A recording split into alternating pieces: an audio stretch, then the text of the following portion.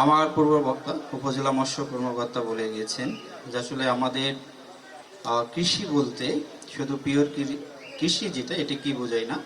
কৃষি বলতে প্রাণী সম্পদ, মৎস্য এবং কৃষি, এই তিনটি সমন্বয়।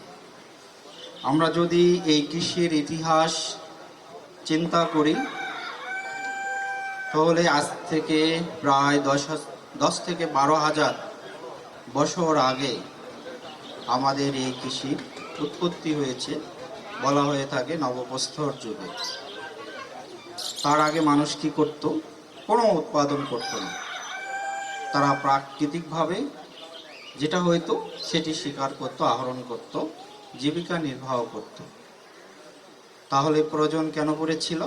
যখন মানুষ বৃদ্ধি পাইল, খাবার সংকট তৈরি হয়ে গেল, তখনই কিন্তু আমাদের এই কৃষির যাত্রা শুরু হয়েছে। আমরা যদি পরিসংখ্যান দেখি, ফুড অ্যান্ড এগ্রিকালচার অর্গানাইজেশনের তথ্য মতে 1960 সালে এই আমার বাংলাদেশে মাথা পিছু অর্থাৎ একজন মানুষ একটি বছরে 375 গ্রাম এই পোলট্রির মাংস, অর্থাৎ আমরা যে মাংস খাই, সেটি সক্ষমতা আমাদের দেশের মানুষের ছিল। কত? 375 গ্রাম, হাফ কেজিও না। একটি বছরে এই সক্ষমতা আমাদের এই বাংলাদেশের ছিল না। আর যদি আমি আপনাদের দিকে কোশ্চেন ছুড়ে দেই যে আজকে আমি কতটুকু পেয়েছি, এটি আপনাদেরই অবদান। আপনাদের জন্যই আজ আমরা কিন্তু মাংস কিনে খেতে পারছি। আমরা ছোটকালেও দেখেছি, আমাদের সাংবাদিক রুবেল ভাই বলে গিয়েছেন, আমি সেটাকেই বলছি, আমি নিজেও আমার বাড়িতেই দেখেছি, যখন বাড়ির জামাই আসতো, যখন 2 জন জামাইও হইত, তখনও একটি ডিম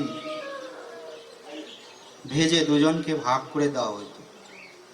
মাংস জোটে নাই। এরকম অনেক দিন অতিবাহিত হয়ে গেছে আমাদের এই দেশে। আমরাই ছিলাম, আমরাই দেখেছি। কিন্তু আজ কিন্তু সকলেই, অনেক ফ্যামিলিতেই অন্তত একটি ডিম তারা খায়। সন্তান জন্মের পরই, মানে জন্ম ছোটবেলা থেকেই তাকে কিন্তু ডিমে অভ্যস্ত করা হয়। এটির অন্যতম উৎপাদনকারী, সরবরাহকারী সম্পূর্ণ কৃতিত্ব আপনাদের অবদানের কারণেই আজ আমাদের এই প্রাণী সম্পদ অনেক শক্তিশালী হয়েছে। আমাদের কৃষি সেক্টর স্বাবলম্বী হয়েছে। আজ আমি আপনাদের উদ্দেশ্যে আর 2-1টি কথা বলবো। আমাদের একজন খামারি ভাই অনেক সুন্দরভাবে একটি কথা বলে গিয়েছেন।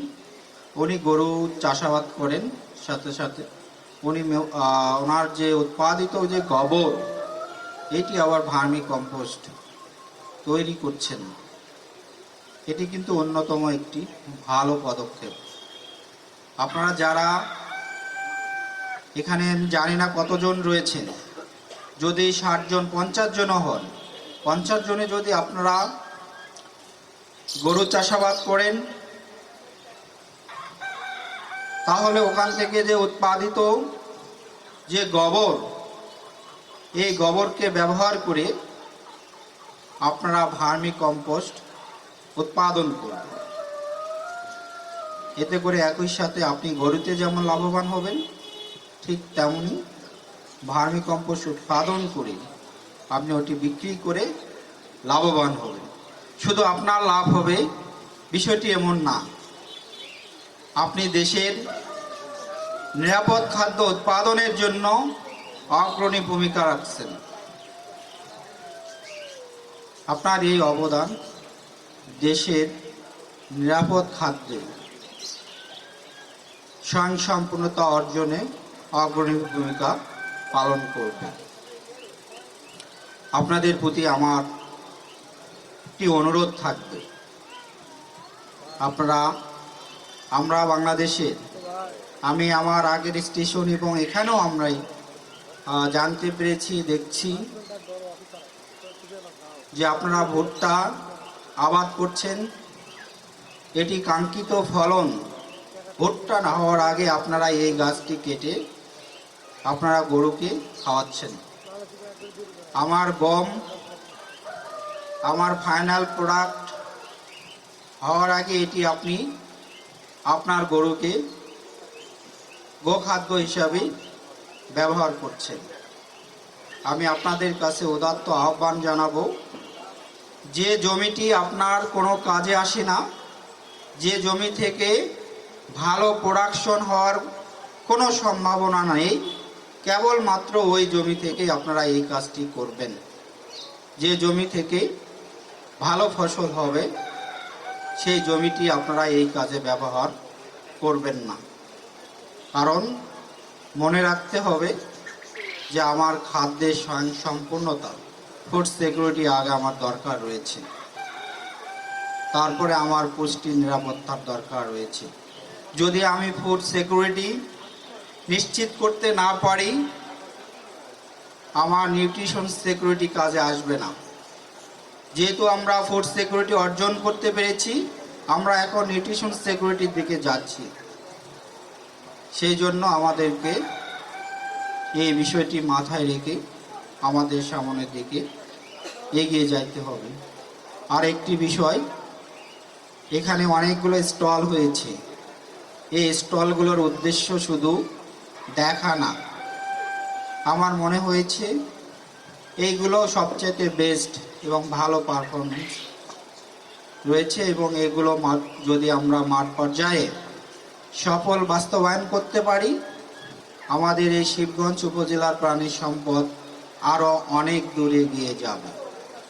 আর যদি আমরা শুধু আসলাম, বসলাম এবং ঘুরে গেলাম এবং এটির বাস্তবায়ন করলাম না, তাহলে এই সরকারের যে উদ্দেশ্য সেটি কখনো বাস্তবায়ন হবে না, সেটি অবাস্তবায়িত থেকে যাবে।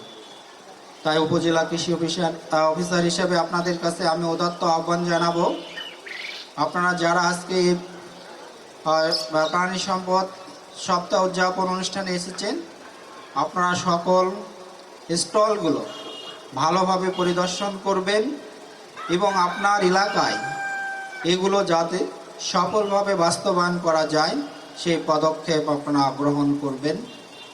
এই আশা এবং প্রত্যাশা ব্যক্ত রেখেই আমি আমার সংক্ষিপ্ত বক্তব্য এখানে শেষ করছি। আসসালামু আলাইকুম।